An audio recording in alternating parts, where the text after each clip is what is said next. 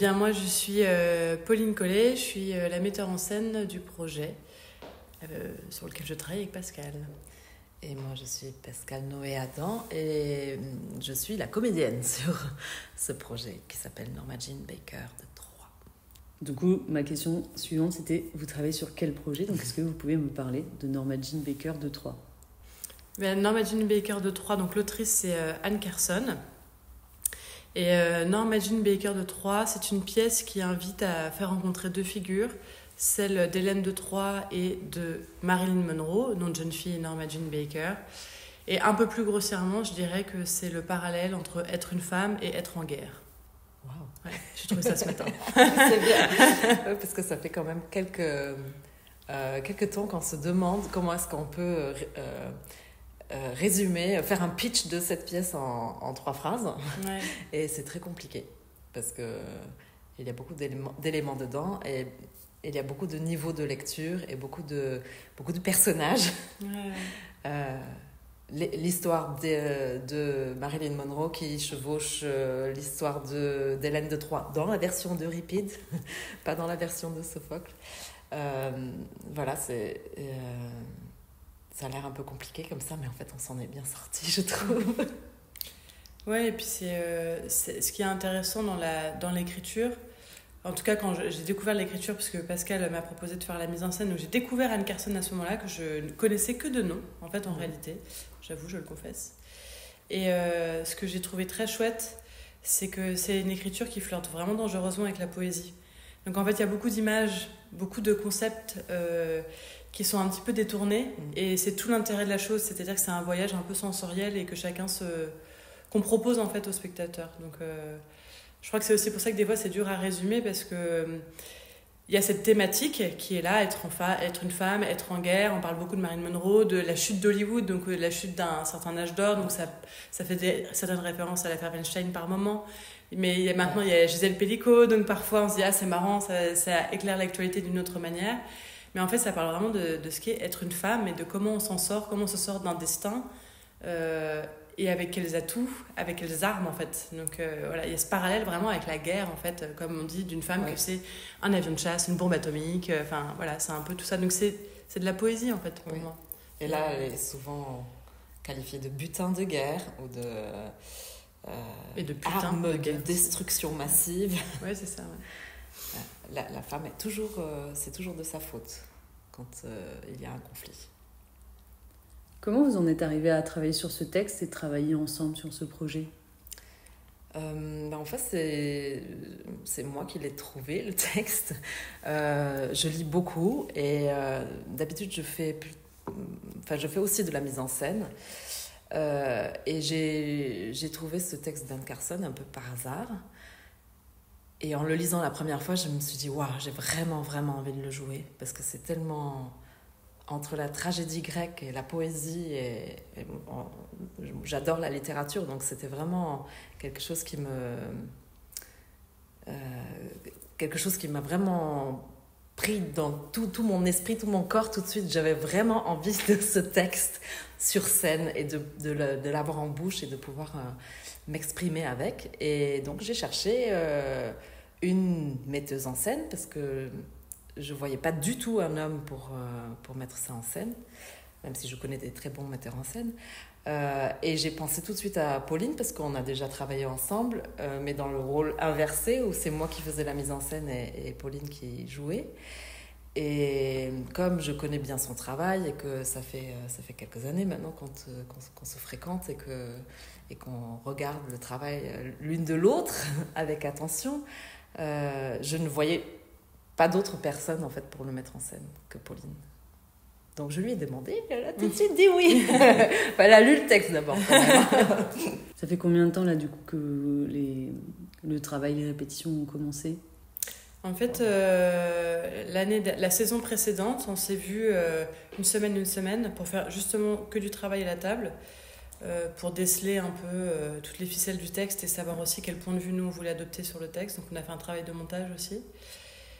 Et je dirais que le vrai travail de répétition a commencé donc début septembre. On s'est réunis avec toute l'équipe. Donc il y a Emmanuel Nourdin à la lumière, Théo Berger à la création sonore, Joanie Rancy à la scénographie Et à la création de dessins / visuels, on a Nathalie Noé-Adam, qui fait aussi partie du collectif Bombix. Et moi, j'avais très envie que ce soit une création... Et Olga Karpinski au costume. Pardon. J'avais très envie que ce soit une création où, un peu sensorielle, un peu à l'image du texte. Enfin, moi, c'est ce que j'ai ressenti quand j'ai lu, par rapport à l'écriture. Donc, c'est assez rare, mais on était ensemble dès le début de la création, tous. En disant, voilà, là, je crois que c'est plutôt le son qui doit prendre le relais, là, c'est plutôt l'image, là, c'est le plateau qui doit tout porter, avoir le majeur. Donc, en fait, on a fait des allers-retours comme ça là, depuis 2 semaines et demie. Seulement maintenant, on a notre canevas et on est en train de faire un peu du détail et d'affiner soit le jeu, soit les transitions de la lumière. Il nous reste encore 1 semaine. Mais c'est une création qui se fait rapidement, quoi. 1 mois, 1 mois et demi. Enfin, rapidement. C'est les délais normaux, mais condensés, quoi.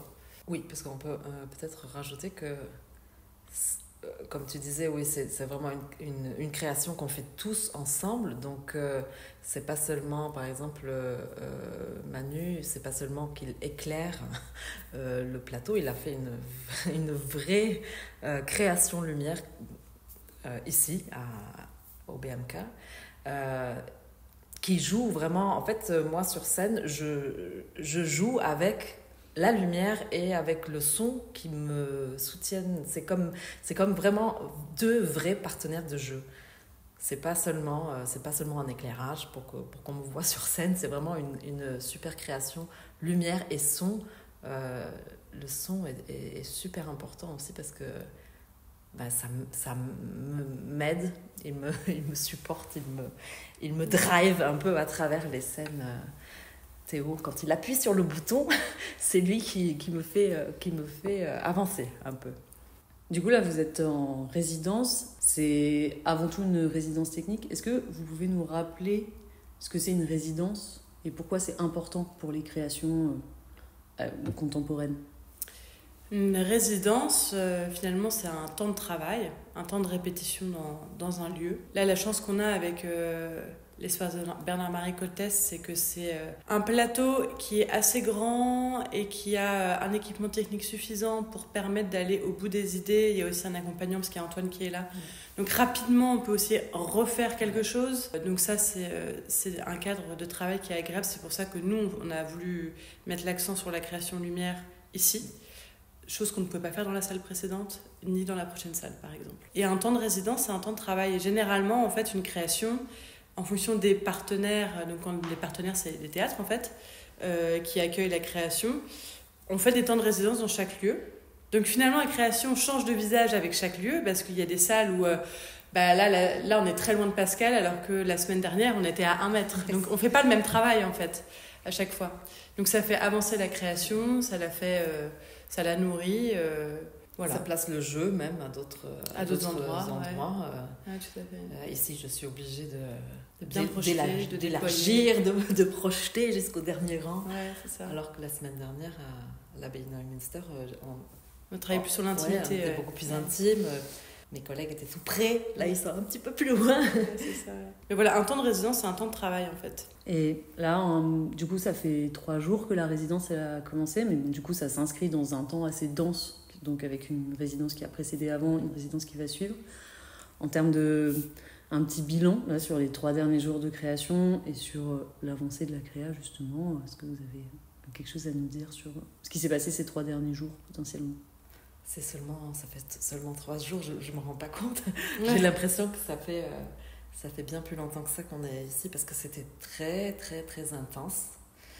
Parce que du coup, on profite vraiment du lieu, parce que c'est le seul vrai théâtre dans lequel on a été en résidence jusqu'à maintenant. Et que ça change tout. Quand on a vraiment un support technique, quand on a vraiment la boîte noire aussi. En fait, c'est beaucoup plus intense c'est beaucoup plus intense aussi parce qu'on est un peu pressé par le temps, évidemment. Donc, on doit vraiment... On commence le matin à 10h et on finit à 18h. Et entre-temps, on fait 1 heure de pause, si tout va bien.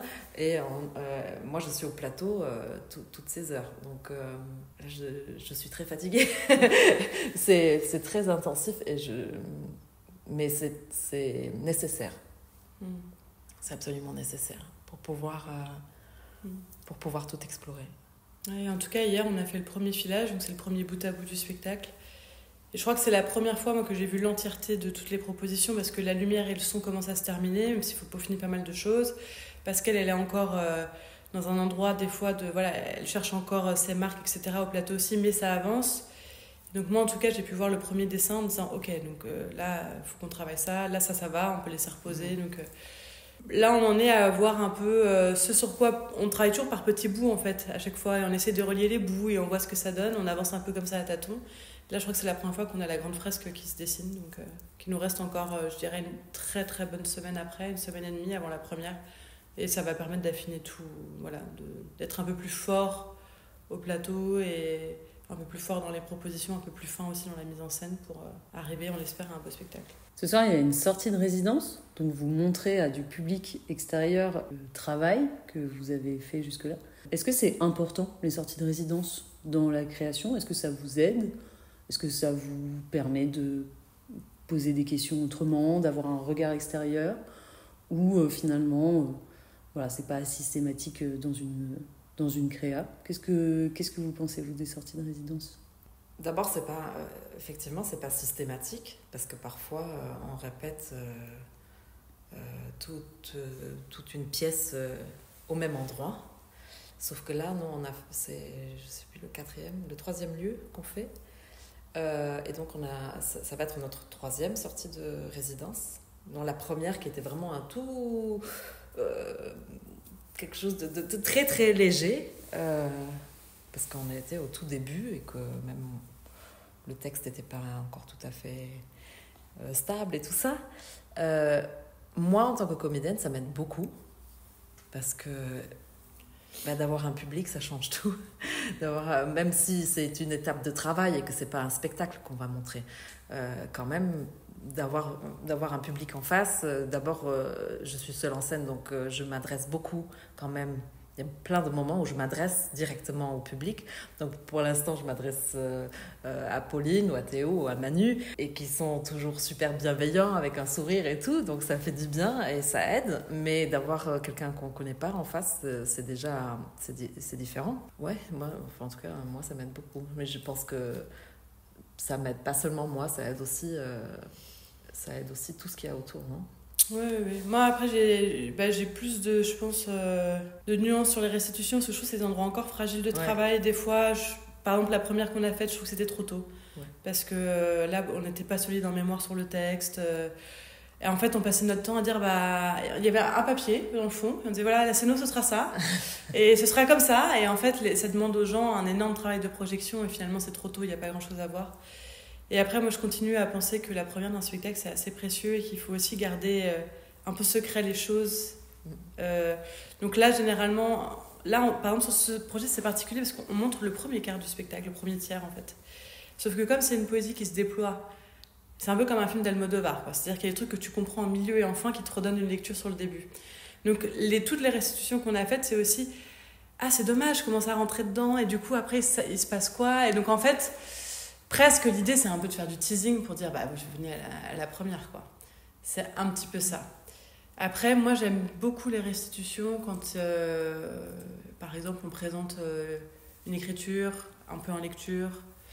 Je sais que dans une restitution, à l'époque, j'avais fait voter des titres de spectacle aussi. C'est un peu sympa quand il y a un échange. Mais c'est toujours... Voilà, il faut aussi trouver la bonne formule.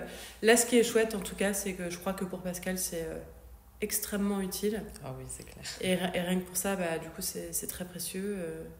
Puis moi, je réponds aux questions en disant « Venez voir plus tard ». C'est un peu ça.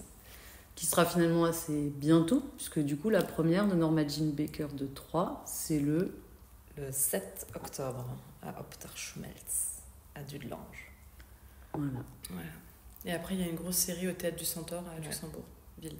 Donc, on pourra découvrir très bientôt la prochaine création. Bombix. Norma Jean Baker de 3, de Anne Carson, mise en scène par Pauline Collet et interprétée par Pascal Noé Adam. Merci beaucoup pour cet échange.